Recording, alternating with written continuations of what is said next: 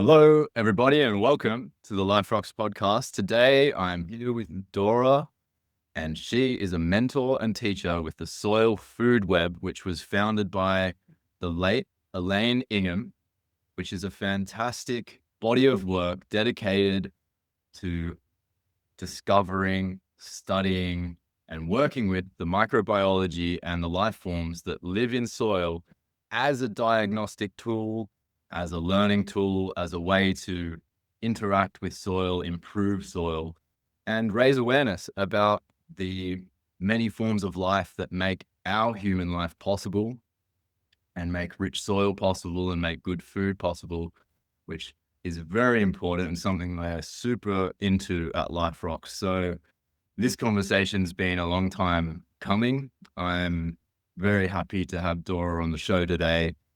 And last year was a big year for those at Soil Food Web, where Elaine did pass on, but her body of knowledge and everything that she gave to this earth still remains and is walked in through Dora and the other teachers and anyone who ever comes into contact with her knowledge. So welcome to the show, Dora.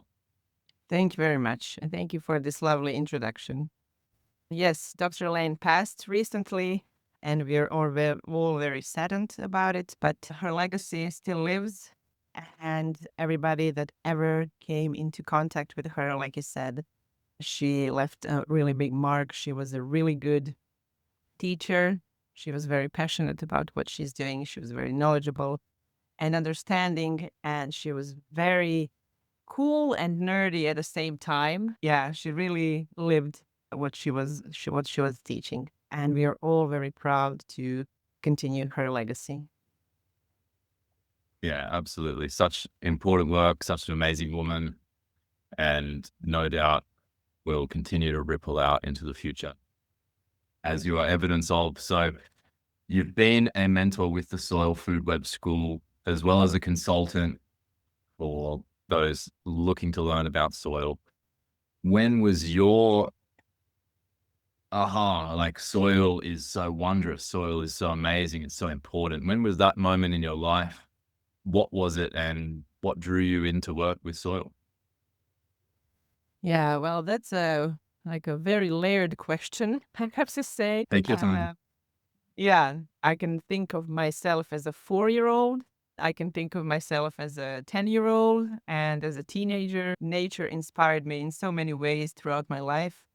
And when I finished my college, so I have a master's degree in education, I decided to teach people important things. But what I was thinking that was important was not was what I was studying. So I just went down the route of gardening and permaculture. And this is what I was working with people and building local communities and everything. And somewhere along that way, maybe 15 years ago, I was reading about, I was reading a book by Masanobu Fukuoka, One Straw Revolution, where he talks about how nature is wise and we need to observe it and we need to learn from it. And nature knows how to provide. And we as people should be humble enough to just be stewards and the ones that are observing and try to do minimal interventions in the nature. And that inspired me very much. And then I stumbled upon Dr. Lane and her talk. She was featured in a movie called The Symphony of the Soil. And she was talking about very enthusiastically and inspiring talk. She gave a really inspiring talk about the soil, microorganisms, and how they work. And like I felt what she was talking about, that it really does have sense. And it really is, the soil is the source of all life. And yeah, and I just went down that road ever since. I think it was like 2013 or something. Yeah, that's really had a way to say a word or say a sentence and really inspire a person. And I'm definitely not the only one that got inspired, thankfully. Yeah. So There is also one point. So I am originally from Croatia. And as a little girl, I lived in a closed system. It was Yugoslavia. It was a communist country. And most of the food that we consumed there was locally sourced, was locally grown. And I remember those tastes. I remember the taste of tomatoes in my father's garden or my grandma's garden. And once Croatia became independent and it opened up to the outside world, we got a lot of imported food, and the difference between that food was like heaven and earth. Yeah. It was a very big difference, and I was always wondering, and that question lingered with me for a long time. How come that all of a sudden we are eating food that doesn't have taste? Yeah. And here I am today, answering those questions for other people. Wow. That's an epic journey into soil. I think it probably struck me around the same year. You say 2013, and I was about 2 years into a digital media degree at university, and I'd always loved nature, but and I always loved food as well. And I went to a Steiner school, and we had some experiences of growing food there as well that I remembered. But yeah, something clicked in me as well, and I started gardening, and it came from this source of what is the most important knowledge in life. If I am sharing something, if I'm going to teach something, if I'm going to get behind something in this life, what is a fundamental fact that we cannot ignore? And that led me to permaculture, and that led me into health, and then I saw a presentation by Paul Check, which was about the soil. And he said, you've heard the saying, you are what you eat, but he added to it and said, you are not only what you eat, but you're also what your food eats. And that healthy soils equals healthy plants, equals healthy animals, equals healthy humans. And this is really the closed system of the earth that we live in. And yeah, so I didn't find Elaine until really I started with the Life Rocks project and was looking up to see who is who in the world of microbiology. And one of the biggest fascinations for me at that point was microbiology, just this insane, tiny world of life that is so overlooked, so unknown. And yeah, it's really a wondrous world that is beneath our feet with an immense intelligence that we're just still discovering. Elaine Ingham talks about understanding soil as an ecosystem of elements that are working together and as an intelligent ecosystem rather than just something to grow in as a growing medium, which is how we've treated soil in commercial agriculture. We think, okay, nitrogen, potassium, phosphorus, add your macronutrients and you'll be right. But as we know, those vegetables that are just mass produced and just made on that philosophy do not taste like real food to people who have tasted real food. So Yeah. yeah, And I also wonder, people who never tasted real food, will they be inclined to change something if they don't know how a good food tastes like for real? Yeah. I think we have been lowering our standards with each generation. I don't even know how real food tastes. this is the thing. Yeah. So if you don't understand what you're fighting for, you're not gonna fight. If you don't care about it, if you don't understand it, you're not gonna be inspired to change something and to fight for it. It's really, you said that you were a part of a Steiner school. My children are also attending that school. Great. This is like the best alternative to like a public education that we have. I really like the way that they're teaching children about the seasons, about the importance of different seasons and day and night and sun, what sun gives us. I know that my daughter is now going to plant some seeds at this biodynamic farm. Is second grade, and next year, the fall, when it is third grade, they're going to harvest the wheat and they're going to make bread all by hands. I love that. I just love that. And children actually today they don't know where the food comes from and how it works, how it grows, let alone thinking about the importance of soil. And you also mentioned that Dr. Elaine recognizes soil as an ecosystem. And today, luckily, I think the governments are also recognizing soil as an ecosystem. But what that really entails for food production, that's another story. And many different interpretations of what needs to be done and how to actually respect that and how to tend the soil so that it feeds us for real. Yeah. Very much so. Yeah. Are there other insights, like soil is an ecosystem? That's one of the insights. Are there other insights at the heart of Elaine's work that have really struck a chord with you over your time?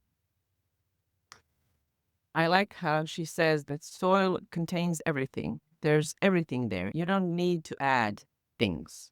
There, everything is there. You just need to give it to work. The microorganisms are the ones that are going to provide everything that a plant needs. We just need to have them there, to either put them there or to actually allow them to thrive in that system.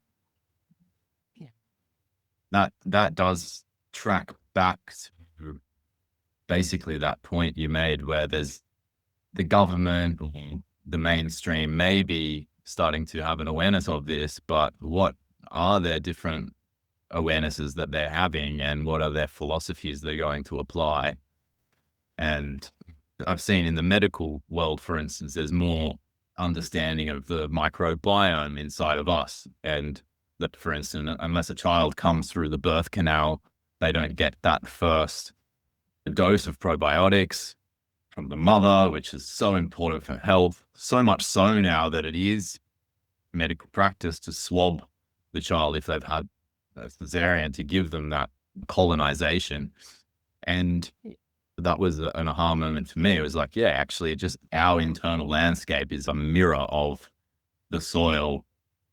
And within that is all of the elements for life, such as all of the elements that we need to get out of our food to create our own body and our own life force. Yes, and the fact that we have been running away from microbes because they are bad for you, and you need to disinfect your immediate surrounding and buy a product that can kill 99% of all bacteria.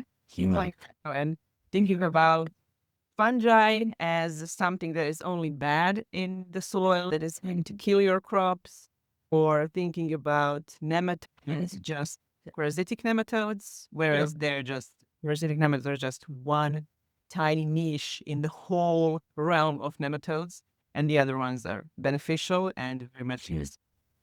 So there is this, we have been running from germs, from microbes and now is the time to actually get back to it. And okay, maybe not all are bad. Maybe we filtered ourselves from the surroundings, from the nature. And there's there's a lot of research today, and there is a big correlation between like autoimmune diseases and a lack of microbiome in our bodies. So yeah, we're slowly turning back. Becoming monocropped humans. Yeah. With lack of diversity. And if we think that the tiger's going extinct, or animals that are more obvious, the Tasmanian devil or whatever dodo might be unique to your country, you can be sure that it's happening on the microbiological level, and that we are losing things that would have genuinely made us more human over the course of our evolution. Yes, and made soil more soil.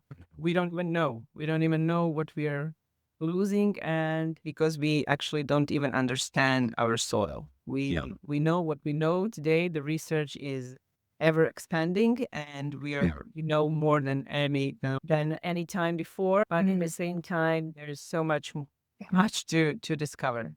Yeah. And in the meantime, we're just also, of course, unfortunately destroying it. And Yes. that was what we're enemies. Yeah. And Yeah. let's say you're in the lab and I can see a microscope behind you, Yeah. and you take a teaspoon of soil from your organic garden where you've been nurturing it for quite some time. What are you going to find in that teaspoon, and how much does it shock people? To actually see the microorganisms and understand, that's always an aha moment for people, definitely. To just realize that there are microorganisms that you can name, that you can recognize by shape, and that you can also know their function in the soil. It's breathtaking because there's so much knowledge and so much truth in there.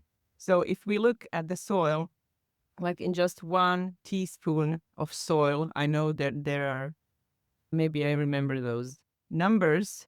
I'm not going to see that under the microscope, but I know that if you take a teaspoon of healthy soil, I think it's 200 meters of fungal hyphae, 2,000, 200,000 different species of microorganisms. It's just unbelievable. Mind-boggling. And I know crazy fact that if we count in biomass how much of the living biomass in on the whole earth. So most of it is of course plants, but from the rest of it, it's 100 gigaton of the rest of the living biomass. 97% are microbes. There you go. Yeah, And 97 gigatons are microbes, 400 gigatons are plants, and people are just 0.01, I think, of the whole biomass. So microbes have immense. Even we don't see them, but they have immense role, and the microbes are the ones that started first living on this earth, and everything else came after microbes, after the bacteria and archaea, and then fungi and so on. So basically, we cannot ignore that anymore. We cannot ignore. So when you look at the soil under the microscope, you would see fungal hyphae, you would see protozoa. They're so much fun because they move and they're of different shapes. Amoebae, Yeah. especially naked amoebae, they do not cease to amaze me. I like what kind of shapes they can be. yes, We will see also these microscopic worms that I mentioned, the nematodes. But the most fun part is actually to look at the compost, because through composting, you actually grow the microbes. You can lead or manage that process in a way that you maximize the growth of the micro that you want, and maybe minimize the growth of the organisms that you don't want to see in the compost. So that's the most fun. And the compost is, you are taking dead organic matter, everything that died, and you start creating life from it, which is really magical. And I sometimes feel like a witch when composting, because you are growing things that are you don't see them, but you know that they are the ones that are creating life. So basically, through composting, in different ways of composting, you can grow so much good biology. You can also grow bad biology, but you need to know what you're doing. Maybe we could go into that a little bit. yeah, it's such a fascinating art form, isn't it? One that Yeah. gives you a direct look at your causative chain and how what you do and the little actions that we take, even minute ones that we might not think are significant, are creating effects in this world. So it's like a live interaction zoo in some kind of way. Yes.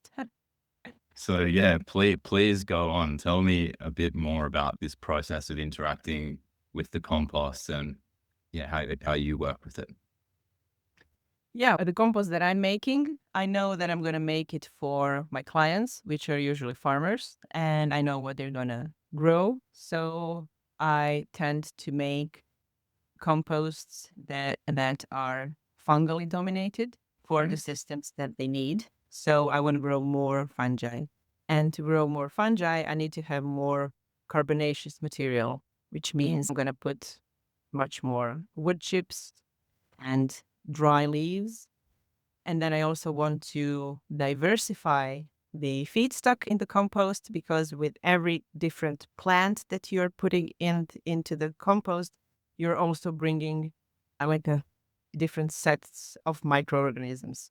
So you're trying to diversify that Yeah. as well through you're bringing food with the feedstock, but you're also bringing inoculant Yes. to your compost. Yeah, because every plant has its own chemistry, it has its own suitable environment, and then it would have its own host of microbes and friends and pests even that would favor that. Yeah. Yes, yes, yes. Plants are not just passive nutrient takers in the soil. They definitely have their own wisdom, and plants really know which kinds of sets of organisms they want to lure with their sugars, so that the organisms, so that the plant can thrive optimally.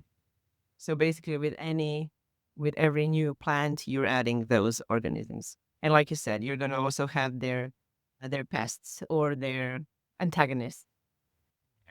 So depending on how you manage the process of composting, you can also wake up those antagonists, which you basically don't want. You don't want to grow pathogens in your compost. And that's why it's important to give enough oxygen, because pathogens usually thrive in anaerobic conditions. So in the conditions without oxygen. So basically we want to create this pile that is sufficiently airy, but also want to turn it a little bit from time to time. And there is like a really strict schedule actually when you want to do that. And you lead that process until the end, until the compost starts to cool down. And this is, I'm talking about the thermophilic compost. When you want to make a compost in a short period of time, when you want to kill potential pathogens and maybe even seeds that you don't want to be growing later on in your soil. And yeah, and when you need your compost to be finished as fast as possible, that's when we would employ thermophilic composting. Vermicomposting is also a beautiful thing, and you can do it in many ways. So one way of describing that would be like hot composting to speed up the process and be more of a cleaner and to kill seeds. But people talk about cold composting or doing it over a longer time frame as something that might create a bit more biodiversity. Is that true? It depends. It depends. You can also make a hot compost, by if you have the right recipe. You're not gonna overheat your compost, so you're not gonna kill your organisms. You want to heat it up just above a certain threshold and not and below. You can fine tune the process so that you actually get a really good and diverse product. The cold composting could also work, especially when you have worms. But it also depends on what kind of feedstock you're putting in, and do you turn it or aerate it from time to time? How long are you waiting from the time when you started doing that lazy composting, like I like to call it, until it's done? And how do you know that it's done? And that's the thing. You just compost and you will not know whether your compost is good or not. You can smell it. Yep. You can figure out. You can see the color. You could have those visual cues, but you don't actually really know until you look at it under the microscope. It's the magic of it. You basically need to see the organism that you grew so that you can actually say, okay, so this compost has a lot of protozoa. This is beautiful. Or this compost has some anaerobic organisms, and maybe it's not safe for my plants, or I'm Right. going to recompost it. Or Yep. that's why we're using microscope, because we actually know what we're working with. The microscope method and the equipment seems to be something that's more available nowadays than it was, say, 30 years ago or something like that, when a lot of, at least to the common person, to be able to pick up these skills and to be able to use it, and then also having bodies of work like what Elaine's done here to help guide people through that process. But prior to this process, it's like lots of ideas, yeah, and people trying to figure it all out. So how far off are people when they think they're doing the right thing compared to looking at it through the lens of the microscope? So the main mistake, like the really usual mistake that Yeah. people make when composting, is not making sure that they add enough of carbonaceous material. So you're going to feed your compost pile with kitchen scraps, and there's the water there, and there's Yep. like bacterial food.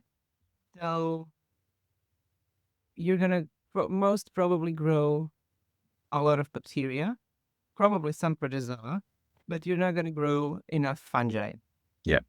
And saprophytic fungi are the ones that stabilize the carbon in the soil, that can send and distribute nutrients throughout the soil. And they have a really important role in so many different things. So if we don't grow them, like the lack of fungi indicates where in the like a successional ecological successional level is in ecological succession your soil is. So if you're feeding your compost with only bacterial food, you're going to grow only bacteria. And then when you use that compost, you're going to also propagate successional level, like the beginnings of the succession, which definitely benefits weeds. Weeds really like bacterial soils. Okay. And if we are turning our soils, if we are manipulating our soil very often, what we are killing there are mostly fungi as well. Yeah. Overfeeding, over managing our soils so that it's always bacterial. But basically everything that we eat and everything that we grow needs at least a little bit of fungal biomass in the soil. So, for example, for vegetables, you want to see at least, like we talked about in, I don't know how. Yeah, so we talk about the fungal to bacterial ratio. So if Yes. bacterial bio, and then you have a fungal biomass. So the ratio between the two needs to be in balance so that it creates a beneficial surroundings for the plants that we want to grow.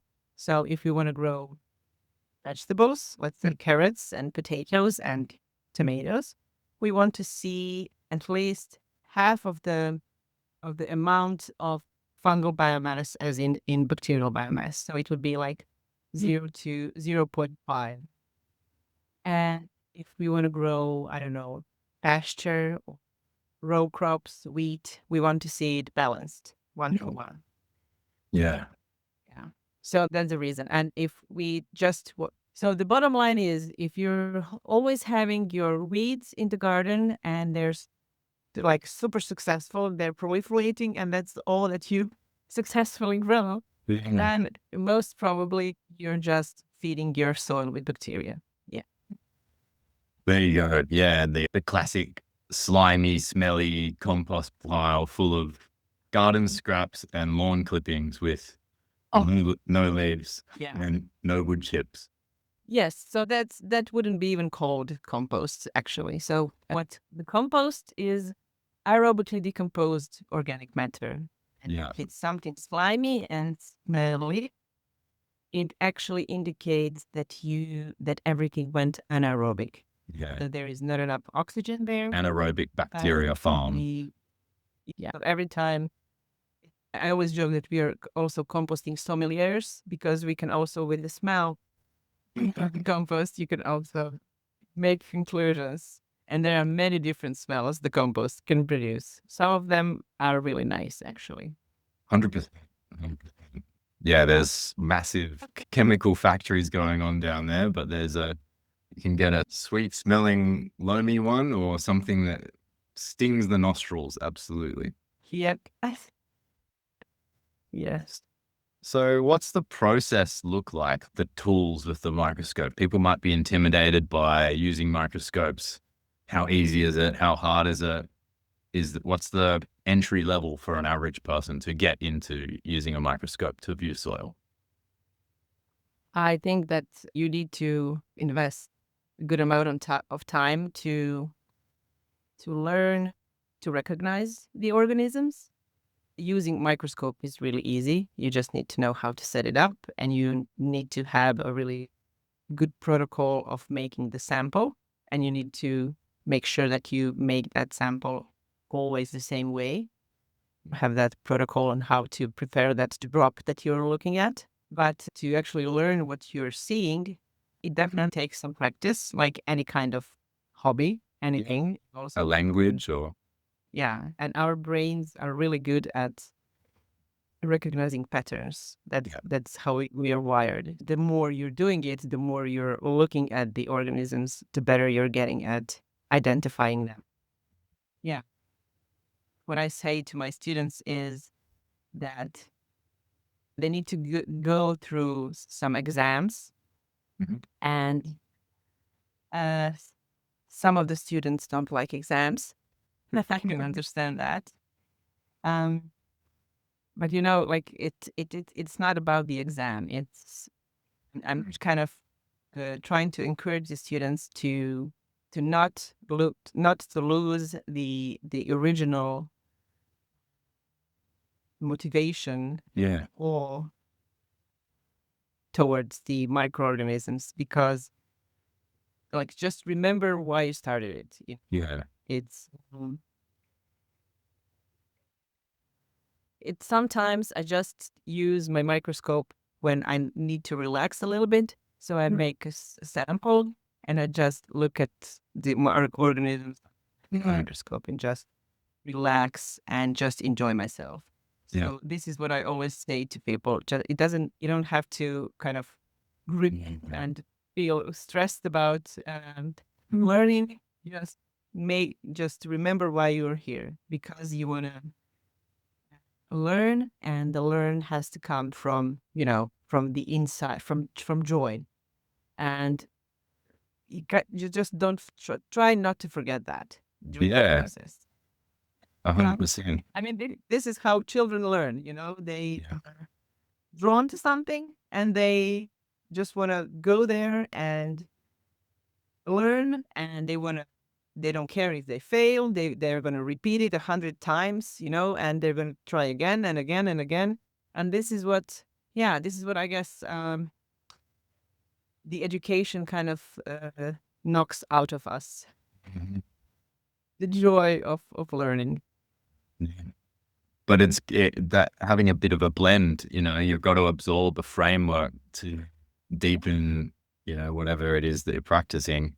If you just play forever with no knowledge, well, maybe you might get bored sooner or later. But if you do all study and nothing practical, you'll also, Yeah, I just get agree. lost.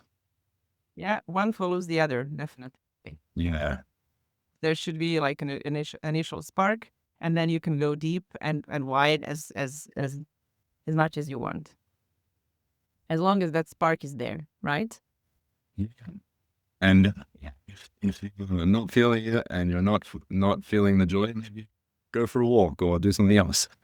Yep. Yeah, Yeah. definitely.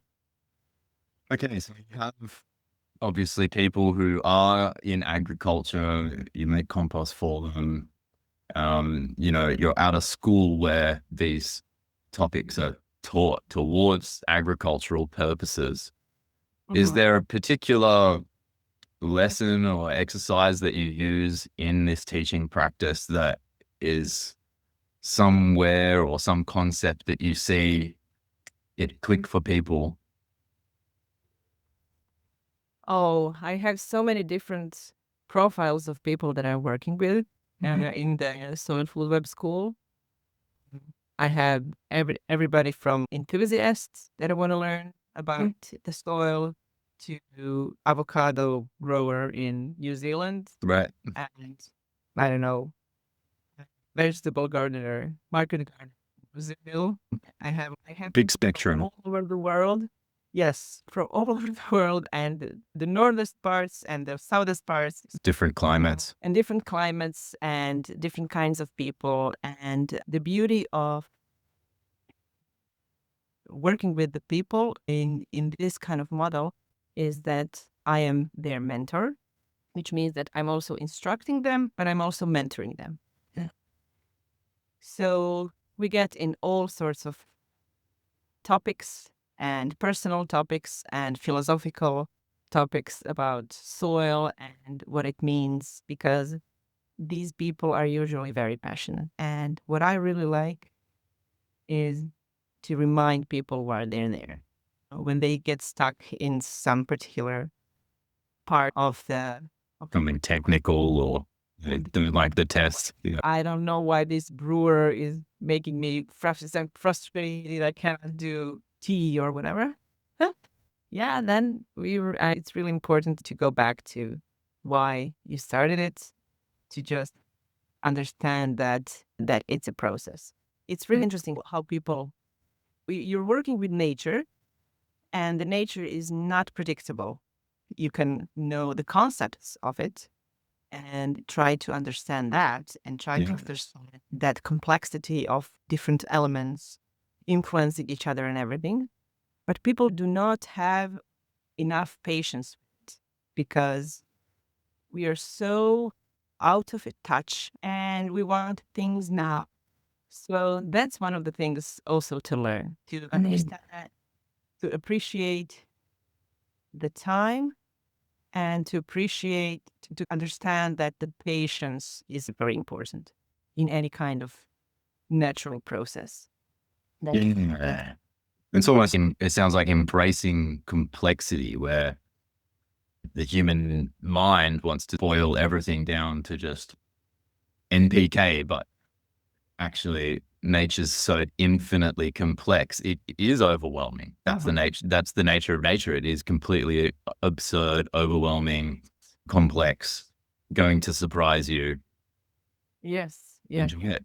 Yeah. Yeah. Nature works in complexities. The final goal, I don't know what it is, but if you think about the ecological succession that I just mentioned, it works towards complexity. It wants to create as many different species as possible, as many different interactions as possible. Every element has its own role, or every element has many different roles, and some of them we might not understand. And the roles also, there are some roles that can be executed by different kinds of elements within the system. So it's really, yeah, it's complex, and we need to know how to, yeah, we need to embrace the fact that we don't know everything. Pretty hard I to. think, yeah, yes, we can do our best, but Yeah, there's a humility in there. Like we're here students of the earth. And that's why I say in one of the philosophies at Life Rocks is that nature is the original classroom. We haven't had the hubris when we're outside to separate the subjects and go, oh, that hill over there, that's chemistry, and that hill over there, that's physics, and over here on the beach, that's maths. No, it's like everything exists all at once. Look at a tiny patch of dirt and you will see every subject known to man. About. yeah. So, yeah. Finnish winters, right? So you're in Finland. Yes, I am. They are cold. People do not think that when it's very cold, there's a lot of things growing. Does soil in cold climates go into hibernation? watch it during those phases? Or is there a lot more going on with biology in the cold than people realize? That's a really good question. Once the snow falls, the snow is actually a really good buffer. It isolates the soil. So there is still a lot of activity there. And most of the activities happening with fungi are actually humifying organic matter into the more and more complex things. So basically, you need those fungi, especially in the winter time, they're not disturbed and they can work in peace, so that they actually do that really important role.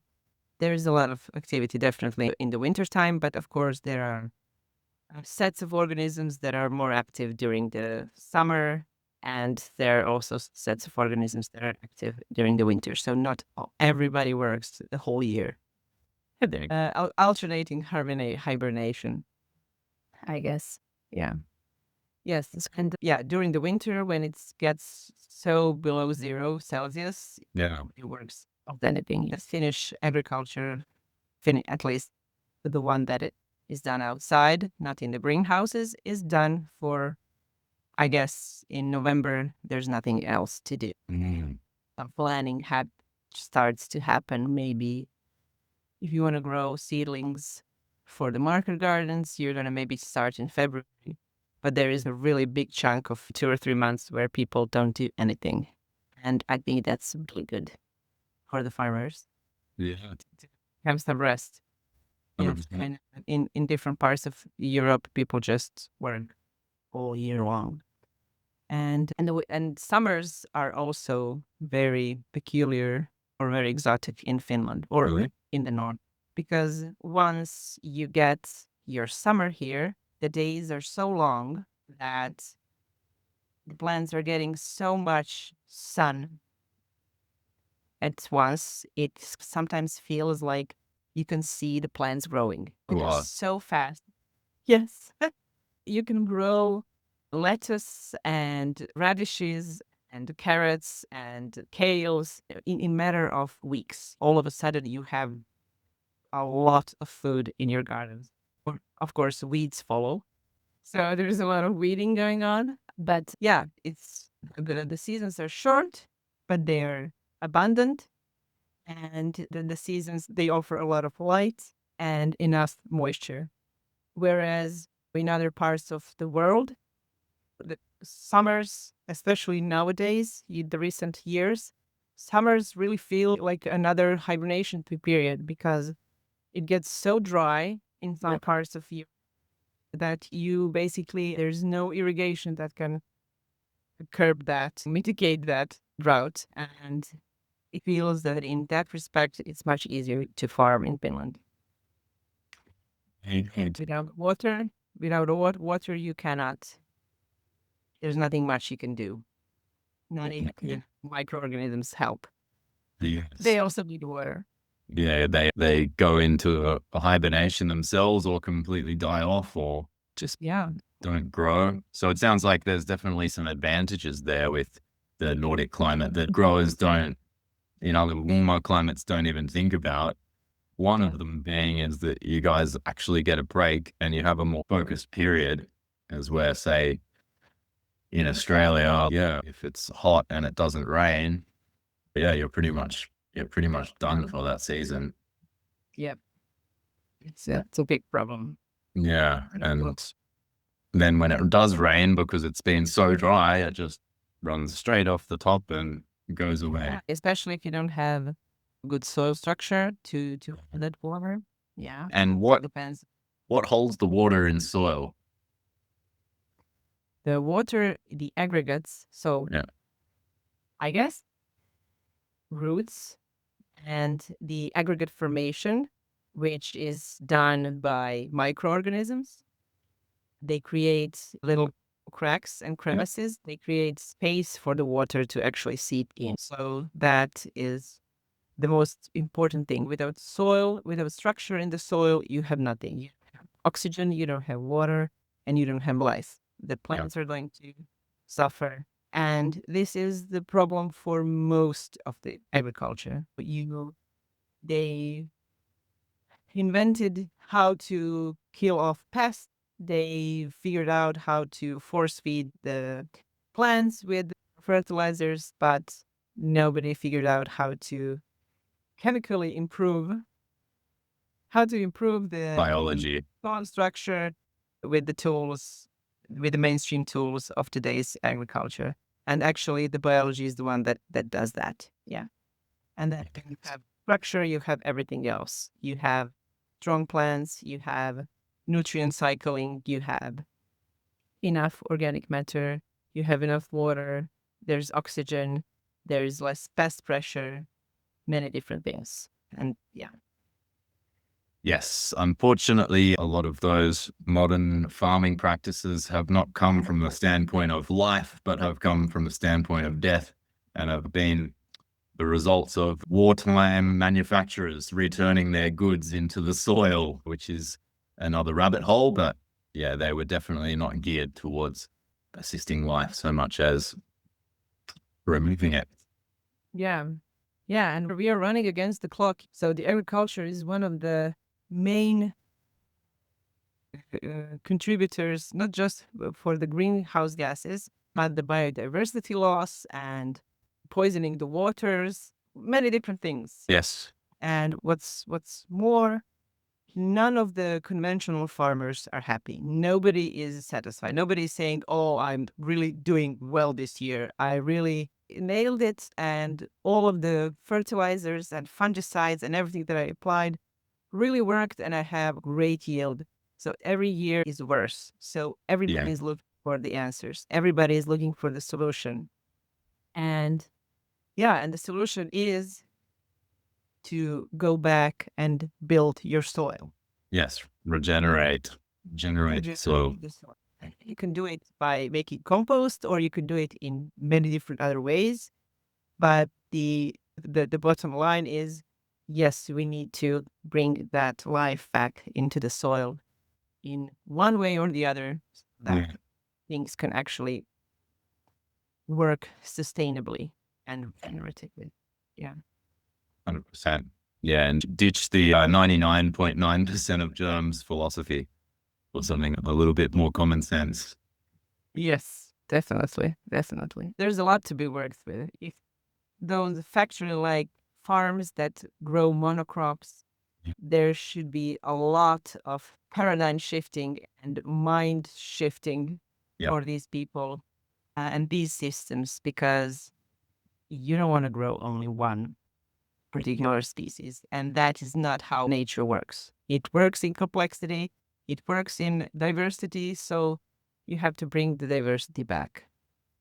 Yeah, 100%. And I think people see those major crops reflected in their own lives, not necessarily doing them too well, like high fructose corn syrup or wheat with everyone's gluten intolerance, or soy with all of the excess phytoestrogens, and the amount of pesticides that are used on these plants is really not doing anything for our health. How do you see Finnish farmers in your local landscape responding to more regenerative thinking and changing their ways? Is it gaining traction, or is it still just very dominated by the conventions? It is dominated by conventions, but like I said, people are searching for answers and trying to figure out new ways of doing it. And the really interesting thing is that I'm working with conventional farmers. So conventional farmers are actually seeking new solutions. So I thought that I'm going to work with maybe organic farmers. Yep. But the organic farmers already have their own system, and they're not happy either. So some things are happening in that respect. But the fact that conventional farmers understand that the soil is the key and that they need to kind of invest their efforts towards building the soil is beautiful. And I think that it went super mainstream and that things are going to shift. Of course, this doesn't depend only on farmers alone, because farmers are the busiest people alive. To brings different, like a certain management plan that they have. It takes courage, it takes time, it takes a really big effort. A risk. I'm at your risk. I'm not going to do this. I'm going to, of course, you can always try a little bit. Yeah. But I think that the support needs to come also from the governments in terms of this part of the world. So in terms of EU, so different kinds of subsidies, this whole subsidy plans and strategy needs to change significantly so that the farmers actually have some kind of buffer to extract. Yeah, they should be subsidized for trying to obtain organic license or use alternatives, not subsidized to use the big agri chemicals. Yeah. Yes, yes, yes. They have to be encouraged, monetarily encouraged to try and Yeah. new things for this or that. Yeah. Yeah. I feel like Europe is a few steps ahead of Australia when it comes to this stuff, especially in the public awareness, where you've got certain countries that have long ago banned particular pesticides that are still widely used in Australia or New Zealand or England or America. So yeah, there's definitely a leaf to take from the European book, plus the fact that you said it's not just the farmers, because they're honestly the busiest people on earth. It's Yeah. everyone else that needs to really get this stuff, including the younger generations who right now, if you look in the school system about the percentage that earth sciences takes up in school is so small when compared with material sciences, social sciences, technology sciences, technology being the most dominant one nowadays, where we've got more kids obsessed with going to Mars than understanding the soil. So That's so well put. Yeah. Yes. like, okay, Mars might be cool, but Dora, make us a case. Why is soil more interesting than outer space? And how can we get that across to children? That's cool. I don't know whether it's more interesting because I think Mars is equally interesting. Everything is interesting. Mars has soil too, right? Yeah. But yeah, it's just looking, just realizing that there is so much life that we actually don't see with our eyes that actually powers the whole earth and powers the rest of the organisms, that they're the basis of all of the life that is there on the earth. And the fact that, for example, photosynthesis is taught in the schools so dry. Now you have plants and they can make energy from the sun and that's it. But this is so magical. Plants can make energy from the sun. From the light. Nobody else can do that. So we have organisms that are basically taking that energy and putting it into the energy that all other life on Earth can use. And without that biochemical process, nothing else would live. How magical is that? Yeah. And why is this not conveyed to kids in that way? Yeah. I feel that things need to change definitely in the education. I'm also working, for example, I'm part of this project which is trying to incorporate soil knowledge or practical soil solutions or soil management into the landscaping schools. What is that? What would that be? I don't know how you call that in Australia, but it's vocational schools. Yeah, landscaping, horticulture. Landscaping, horticulture, gardening, and things like that. Yeah. These people, they don't learn about soil. There are also higher education levels where they also, if they learn about soil, it's mostly physical and chemical properties of the soil, non-biological. Yeah. So we are so behind. They study it through the lens of pests and diseases and which sprayers to use. Yes. If they touch on biology, it's usually, we don't want to see these and that. Yes. So it's, I mean, the work is ahead of us. The work There's a lot to do. Yes, there's a lot to do. So when I started as a student with the Soil Food Web School, I thought, okay, I'm going to work with farmers, but there's so much more to do. Just advocating for the soil, just try to get the message across to all of the levels, because the soil is so fundamental and it's so overlooked that, yeah, we have a lot to do.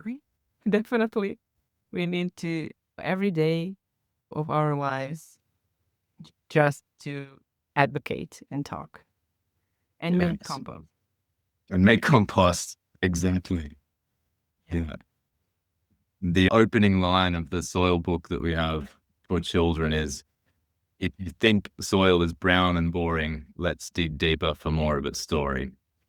And Oh, yeah, I think that's that story, that epic tale, bigger than Gilgamesh, bigger than Lord of the Rings, maybe even the Bible, that is still a story being told, and something that you are definitely helping to write into the books of history, as is Elaine, as is anyone who's passionate making compost and out there teaching. If you had a message for that, you could get this message into the hands of every teacher in every school curriculum, every curriculum designer, to every parent, what would that message be? yeah. I think just let your kids explore and try and fail. Yeah, just let them explore by themselves. I think we all have that spark in us. We are all scientists, we are all explorers, researchers when we are little, and this is not encouraged. So, Yeah. unfortunately, most of the time. So, yeah, I think that would be the main message. That's beautiful. Let Yeah. your kid get dirty and explore. Yeah. Get their hands dirty again. Yeah. Yes, if I remember, when I remember my childhood, the idle time when there was no schedule and Right. when there was no rules or I need to do something, I remember my brain just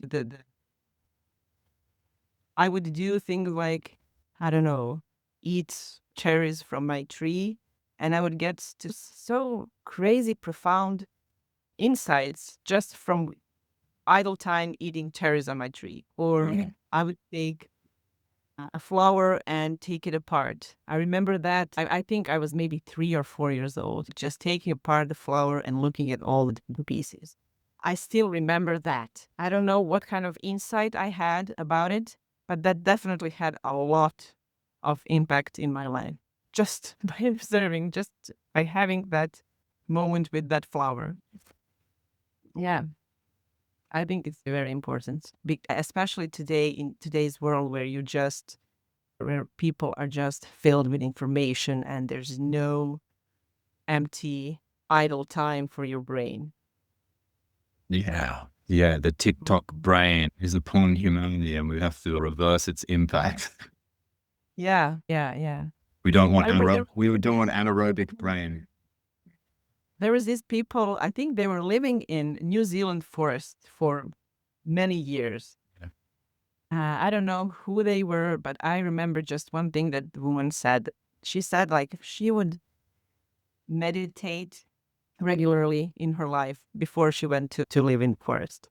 And when she came to the forest, there was no need for meditation because the time slowed down and her brain slowed down.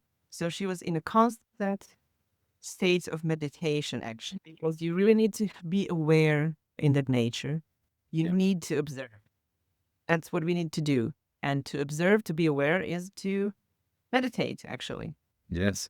So yeah, we are so far away from that, like basic brain waves that we actually need as people. I'm so totally on point with that. It's awareness is very different to thinking. It's very different to imagination. It's not something that's full of intent. It's something that's full of curiosity. and listening and observing. And the more that we cram our heads full of opinions and facts and noise, that ability fades away, and we don't notice the world around us. Yeah. In Australia, in the West, a garden is a lawn and a hedge and maybe a bush that has a flower on it or a rose or something. And I think I grew up with that impression of, this is nature and we're slaves to it. I don't want to mow the lawn every second week in the Australian summer. Grows nonstop. I don't want to cut that hedge. So that was my impression of gardening growing up. I'm like, it's a chore that my dad makes me do it. Just for a little excursion outside to the average Balinese backyard, Oh, let me see. it's a little bit more impressive because it's all just rice fields. Some palm trees. Wow, it's really nice. Yeah. And there's a man out there working the field. Wow. This rice would provide this local community and family with their rice for the year. And every square inch of soil pretty much in Bali either has a lodge or a villa for tourism or a rice field. Yet they're heading the direction of the West because of the government now subsidizes tourism, but doesn't subsidize agriculture. And then so they're paid to build these villas, and then they destroy a rice field. And because of the climate, they're building these Western style hotels, which get moldy, fall apart, degrade the land. And then when they're done, the field is ruined. Yeah. So they're now importing rice for the first time in Balinese modern history. And very sad. Yeah. And this tourism really seemed like one of the pollutants, really significant pollutants. Like everybody wants to travel now, and that travel is just like instant coffee. You just go there, consume, and go back, and spend so much energy in doing that, not benefiting the local community or anything. Yeah, it's I see what happens as well in Croatia. Croatia is also just most of the GDP comes from Tourism. And it's not easy not to fall into that trap of just overbuilding. And where's that balance? You have to find the balance. You cannot just cram 4 million people during the summer. And who is enjoying? I really don't. No, exactly. The party can only last so long. Yeah. Yes, and definitely. On the other hand, if you're planning that tourism, like if you manage it well, then you can definitely also encourage local agriculture. And this is what people actually want to see when you're a tourist. You want to eat local food. You want to see how things are grown. You want to go to the market. Yep. So this should go definitely hand in hand and have some kind of quota for how many people you can get into country at any point. Yeah. It's a matter of management. Yeah. Fantastic ideas. I hope you're listening out there, governments of the world, and I hope you've absorbed this podcast fully and will change your wicked ways.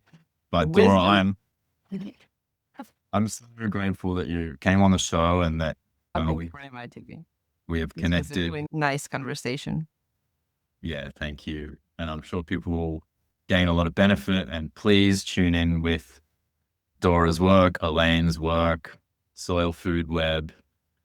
Get your hands dirty, start unpacking the story. And thank you to all the listeners out there. Life rocks. Thank you. Thanks, Dora. Thank you, Asher. This was really nice.